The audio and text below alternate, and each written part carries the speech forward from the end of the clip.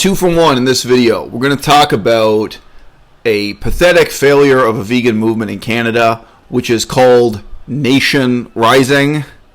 If that doesn't sound like a vegan or animal rights activist movement, go ahead and Google it. You get a lot of false search results, whether you're searching within YouTube or the internet at large. It sounds like and looks like some kind of neo-Nazi front. They chose a really poor logo and color scheme. But yeah, Nation Rising was the brand image they decided to go with. We're going to talk about that, and we're going to answer a question I get from time to time. What do I really think about the Cube of Truth, Anonymous for the Voiceless, and this method of street activism, which I think in 2018 is one of the most popular, one of the most talked about approaches to vegan activism. And, hashtag spoilers, I think in both cases we have to examine the extent to which this may be a waste of our time. Forms of street activism, street theater, street protest are based on very definite assumptions about who the participants are. I've known and spoken with many people who were early members of DXE, Direct Action Everywhere, and who later got disillusioned with the group and quit. And it's interesting, a lot of them talk about the kind of hard-edged street kid character that the movement had in its early days. There was just this assumption built into the movement that they were building these protests out of people who were kind of unemployed or underemployed school dropouts with nothing to lose who wouldn't mind going to prison for a good cause. It wasn't just they were saving the planet, but this idea that they're all kind of a rebel without a cause. And just recently, I've heard an interview with Wayne Seong. I guess I'll make a separate video about it, where he's again glorifying and lionizing the idea that the progress of a civil rights movement is never going to happen without people getting beaten up by police and put in prison and this sort of thing. So he's joined in the tradition of kind of mindlessly glorifying civil disobedience for the sake of civil disobedience and people facing the consequences of going to the prison for the purpose of going to prison. Now, when you just take the mask off these people, when you think about them as real individuals and not as a stereotype, and, obviously at some stage the stereotype might have had, some truth to it. I mean, a lot of stereotypes, they're generalizations about people, but some percentage of the people the stereotype may apply to. When you look at, a group of 10 protesters, and let's say they're literally wearing masks, and I say, these 10 people who are going to spend the next 4 hours standing still like mannequins, holding a computer screen, holding a screen that's playing a movie. These 10 people. That guy over there, Steve, he's an architect. Jim, he's actually a really successful actor and musician. He's got a background playing music, doing live stage shows, and he's been on a couple of, maybe he's had some small parts of TV show. And this other guy, he's actually a medical doctor. The other guy, let's just say we don't imagine these are rebels without a cause, that these are unemployed or unemployable, street urchins trying to tear down the Bastille in the French Revolution. And I mean, that really is the kind of messaging, the kind of rhetoric the so-called radical movements trade in. The early period of Direct Action Everywhere, even though in reality it was founded and controlled by a former corporate lawyer, Wayne Seong, who's now very proud to be facing 30 years in prison. He sometimes says 60 years in prison, but he's facing many years in prison. So yeah, great. Go from lawyer to jailbird. In the early days, they didn't admit really who the leadership was and how the leadership worked. They pretended to be a fully horizontal organization. Or a group like, Nation Rising. Nation Rising was absolutely founded on and built on the rhetoric, quote, it's not a protest, it's a revolution, close quote. And you can see that. You can go to their own website, you can go to the other websites like Facebook and event pages. There's one called Carpe Diem, listing the event. They have these propaganda images where they were really promoting this event as revolutionary in principle, in spirit, and in practice. This was something other than a protest.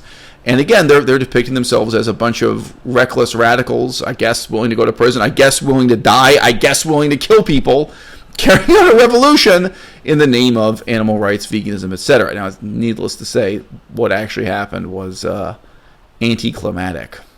They did not live up to any of their own hype. What they did live up to, I'll get to in just a second. But when you take the masks off these people who are participating in a Cube of Truth protest, when you get to know them as unique individuals, it will inevitably dawn on you that this form of activism is a waste of their time, is a waste of their talent, is a waste of their potential, right? Again, it doesn't even matter what their particular jobs, educational backgrounds, talent. What are their talents? This guy is a medical doctor. Oh, gee, well, why is he standing there wearing a mask and holding a video screen? Don't you realize that as a medical doctor, there are all these ways he could engage in public education and outreach and lobbying, and there are all these positive things he could do for veganism or animal rights? Yeah, wow, when you think about that. This other guy is an actor and a musician. Well, right away, you can think of all kinds of ways this person could make a positive difference that are better than standing silently for 4 hours wearing a mask. Here's the thing. It takes some imagination. It takes some work. But there is almost nobody so stupid, so lacking in resources and creativity and verve and tenacity, so incapable of contributing to the democratic political process, that the best way they can spend their time is standing on a street corner, wearing a mask, holding a screen, right? Now, this form of activism has been glorified through careful editing of videos that, here on YouTube present to the public what looks like a very intellectually engaging series of conversations between slightly reluctant strangers and these vegan protesters. And that's an art form. I understand. I'm on YouTube myself. I could do that myself. It's a bit similar in principle to the TV shows that used to show street magicians. They used to be a genre of TV show where they took magicians out of the studio, out of the context of a nightclub performing on stage, and instead had them walk up to strangers on the street and perform these tricks, sometimes including mind reading and what have you. And guess what? The real trick is it's pre-recorded and edited. So you can have the same guy walk up to 10 different people and have the same dialogue, and 1 time out of 10, he seems to mysteriously guess it. You can do the same card trick 10 times, and 1 time out of 10, it looks miraculous, and that's the take you use. That's the version that gets through editing. Yeah, well, you're not really seeing the misery of standing there wearing a plastic mask for 4 hours, pretending that you're a mannequin.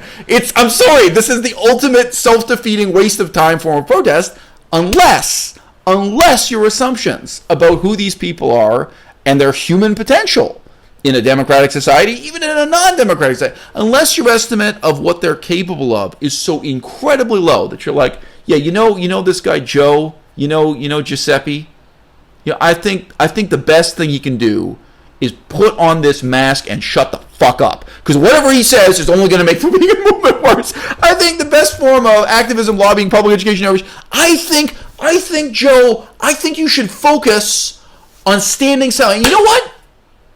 The face isn't helping. Do you mind? I've got in my bag here. Can you try this? Just looks better. I think this is. Let's roll with this.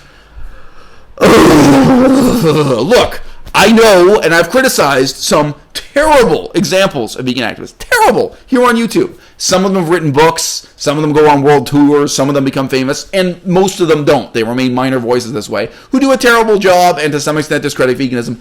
But at least there's a learning process there. Even if you start off terrible, if you're not wearing a mask and standing silently, there's a process you'll engage in public education, and that the experience of lobbying government, public education, or whatever you try to do, the experience of real political activism as a vegan, it's going to educate others, and it's also going to educate you. Whether that education you experience is something humiliating, something empowering, something creative, something destructive, I can't say. You see people break down weeping at City Hall. You start lobbying City Hall, trust me, you've seen people break down weeping at City Hall. It's not all fun and games. All right, that's Cuba Truth.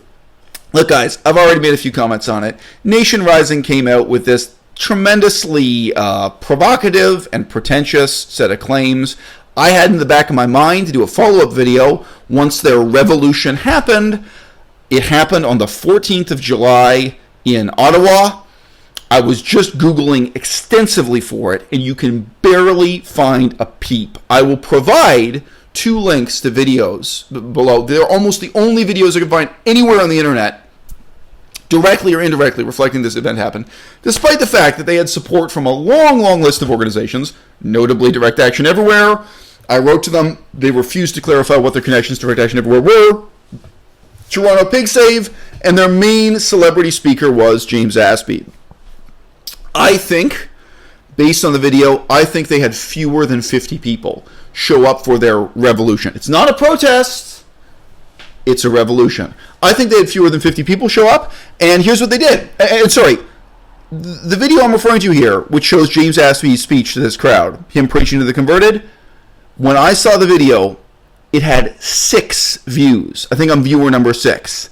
6. If I upload a video tomorrow of me hanging my laundry to dry, I'm going to get more than 6 views. If I upload a video talking about my sex life or how much I hate my college in Canada, I've done that. I mean, and trust me, I'm going to get more than 6 views. You're at a really low ebb of public interest and credibility if you're uploading a video like that and you're not even getting a significant number of friends and family of the participants watching it. And I've mentioned this before. It is interesting. Several of my rivals, voices debating the future of the vegan movement, some of them who really are more important than me, get shockingly low numbers of viewers, shockingly low numbers of participants in the different kinds of online forums. Sorry, in school I did learn it's actually forums is the plural of a forum, not fora, but sorry. And it's symptomatic. I mean, that tells you something. It lets you know something. Shockingly low level of participation, despite having, I think, more than a year of planning and promotion for this event. The shockingly low level of public interest on the internet, anywhere I could possibly find it, whether on Facebook, YouTube, just Google at large, etc., is significant. And what really happened, again, when we look beyond the mask, when we look at who was at this event and what did they do, people stood there and listened to platitudes from James Aspey that are so absurd that they really do read like self-parody. You're making no difference. I mean, look, we all want to make a difference, but vegan activists, we have to stop lying to ourselves. We have to stop lying to others. We have to stop wasting people's time and money. This is like the real world equivalent of clickbait. It's clickbait, but there's no click because this is real life. This isn't on the internet. James Aspey stands up there and in his long list of platitudes, which is just him patting himself on the back, patting the audience on the back, everyone reassuring themselves about how morally superior they are to others. He says, quote, "The world will change because of people like us sitting in the sun." He's referring to the fact that these people are sitting in the sun on Parliament Hill, not changing anything, not having any impact on government, not having any impact on the public at large, sitting in the sun. And then the next thing he says is hearing what a lot of us already know. I mean, there are a lot of weird and subtle ironies, completely unintentional ironies. He's not doing this satirically in this lecture he gave to the so-called Nation Rising protest. He's talking about how to make a positive difference in the world. But the reality is, what this whole fiasco has proven is, if you want to change the world, this ain't how, this ain't it. He's talking about questions of method, questions of principle. But, look, I mean, I've got to say as a digression here, I really do believe that vegans are ethically superior to non-vegans, and I don't even think that's something that's hard to debate or discuss when you're talking to non-vegans. If you knew someone who consistently refused to buy products made by slaves, they live in a hypothetical world or somewhere in the actual world where there's a border, and all the products made on that side of the border are produced by slavery, and the products produced on that side are not made by slavery, and they said to you, hey, you know what? When I buy strawberries, I make sure they come from that side of the border because I know on the other side of the border, strawberries are being picked by slave labor. Anyone would just say, hey, you know what? Even if they don't care, even if they're not going to change their own lifestyle and consumer choice, they'd say, hey, you know what? That's, in a very simple sense, that's ethically superior. I take the time when I go to the grocery store to read the label of the food I buy and check, does it have eggs? Does it have milk?